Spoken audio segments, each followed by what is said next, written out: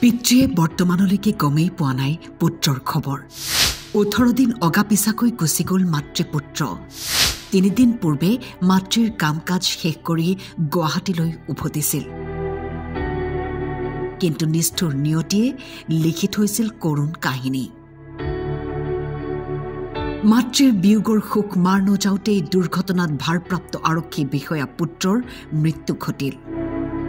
নিশাৰ মহানগৰীৰ লালমাটিত সংঘটিত হৈ শোকাবহ ঘটনা। অকালতে হেৰাই গ'ল অসম আৰক্ষী বিষয়া বিৰিঞ্চি দাস। সহকৰ্মীয়ে এতিয়াও বিশ্বাস কৰিব পৰা নাই এই কৰুণ খবৰটো। শুনি পেলাই বেয়া লাগিছে, গোটেই অঞ্চলটোৱে দুখ কৰি আছে। এতিয়া বৰ্তমান পেহীয়েক আহি পাইছেহি, কিন্তু পেহীয়েকক জনোৱা নাই এতিয়ালৈকে। পেহীয়েকে এক্সিডেণ্ট হৈছে, ICUত আছে বুলি গম পাই আছে।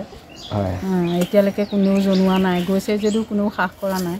দেউতাকেও গম পোৱা নাইকিয়া। দেউতাক অসুস্থ। মোক ৰাতিপুৱা পাই কৈছে, শেৱালি মই যামগৈ, মোক লৰাই লৈ যাবহি। মাহে এতিয়া আহিলেই লৰাই লৈ যাবহি। মোবাইলত পাইহে আমি ৰাস্তালৈ ওলাই আহিছোঁ, দেখিছোঁ গোটেই অঞ্চলৰ মানে প্ৰায়খিনি মানুহে আহিছে আৰু। নলবাৰীৰ ঘগ্ৰাপাৰ থানাত শোকাকুল পৰিৱেশ। মাতৃৰ সকামৰ পাছতেই অসুখীয়া পিতৃক পুত্ৰই গুৱাহাটীলৈ অনাৰ কথা আছিল।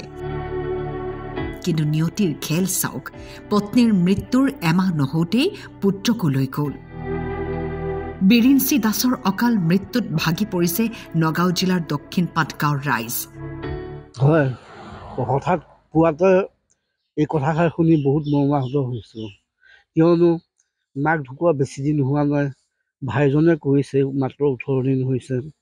তাৰপিছতে যে এনেকুৱা আকস্মিকভাৱে ধুমুহা পৰা দি এনেকুৱা এটা খবৰ শুনিম বিশ্বাস কৰিব পৰা নাই। বিশ্বাস কৰিব নোৱাৰিলেও কিন্তু আমি ফটোত দেখিছোঁ মোবাইলত তেওঁ এনেকুৱা এটা দুৰ্ঘটনাত পতিত হৈছে। আপোনাৰ বন্ধু আছিলে? বন্ধু মানে মোৰ আচলতে তেওঁলোকে ডাঙৰ ভাই বন্ধু। তেওঁ যেতিয়া গুৱাহাটীত কৰ্মৰত আছিলে, কি পাণবজাৰ যান বাহন শাখাৰ IC আছিলে, ফটাশিল পাণবাৰী সেইখিনিক কয়। তেওঁ মই গুৱাহাটীলৈ গ'লে প্ৰায় তেওঁৰ ঘৰতে থাকোঁ। ককাই হিচাপে মোক বহুত মৰম কৰে, একেলগে খোৱা বোৱা কৰোঁ। হয়, আজি তেওঁ অনুপস্থিত বা এনেকুৱা এটা খবৰে মোক বহুত মৰ্মাহত কৰিছে। উপায় নাই, যেতিয়া কালে যেতিয়া নিলে ভাইক, যিটো শেষ সৎকাৰ কৰিবহিয়ে লাগিব, দেউতাকে জানিবই লাগিব। তেতিয়া আমি যিমানখিনি পাৰোঁ বুজাবলৈ চেষ্টা কৰিম তেখেতক। বৰ্তমানলৈকে জনোৱা নাই? বৰ্তমানলৈকে জনোৱা হোৱা নাই। বিয়লি ভাগত আৰক্ষী বিষয়াগৰাকীক নিজ গাঁৱত সামৰিক মৰ্যাদাৰে শেষ বিদায় জনোৱা হ'ব। মৃত্যুৰ সময়ত আৰক্ষী বিষয়া বিৰিঞ্চি দাসে পিতৃ, পত্নী আৰু এগৰাকী কন্যা সন্তান ইহ সংসাৰত এৰি থৈ গ'ল। ৰাতিপুৱা 3টা মানত খবৰ পালোঁ যে এনেকৈ হৈছে, আপুনি কনফাৰ্ম কৰকচোন তেখেতে হয়নে নহয় বুলি ক'লে দেই। তাৰপিছত মই তেখেতৰ ফোনত ডাইৰেক্ট ফোন কৰিলোঁ।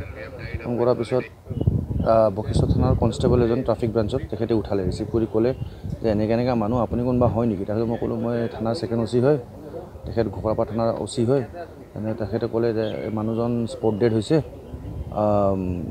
এতিয়া বৰ্তমান GMC মৰ্গত লৈ যোৱা হৈছে। শ্বক, একেবাৰে শ্বক। তাৰপিছত মই মেমক জনালোঁ, SP মেমক জনালোঁ, আমাৰ এডিশ্যনেল ছাৰকেইটাক জনালোঁ, আমাৰ এতিয়া বৰ্তমান যোন আমাৰ OC ছাৰ আছে তেখেতক জনালোঁ। জনাই মেলি খবৰ পালোঁ যে ৰাতিপুৱা এতিয়া আমাৰ কিছুমান মানুহ গৈছে তাতে, এতিয়া ময়ে যাব ওলাই আছোঁ তাতে। শিৱৰাত্ৰি তেওঁ আমাৰ মন্দিৰত শিৱৰাত্ৰি আয়োজন কৰা হৈছিলে।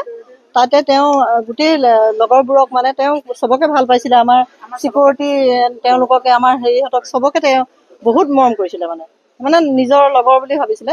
কালি তেওঁ বোলে তেওঁলোকক চাওমিন খুৱাই, চাহ তাহ খুৱাই মই ইপাৰৰ পৰা আহোংগৈ বুলি কোৱাৰ পিছতে ঘটনাটো। কিমান সময় ঘটনা বাইদেউ? এইটো 1-1.5 বজাৰ ভিতৰত তেনেকুৱা নিশাৰ ঘটনা। কামপুৰৰ পৰা মাধৱ ভূঞাৰ ৰিপৰ্ট, টাইম 8।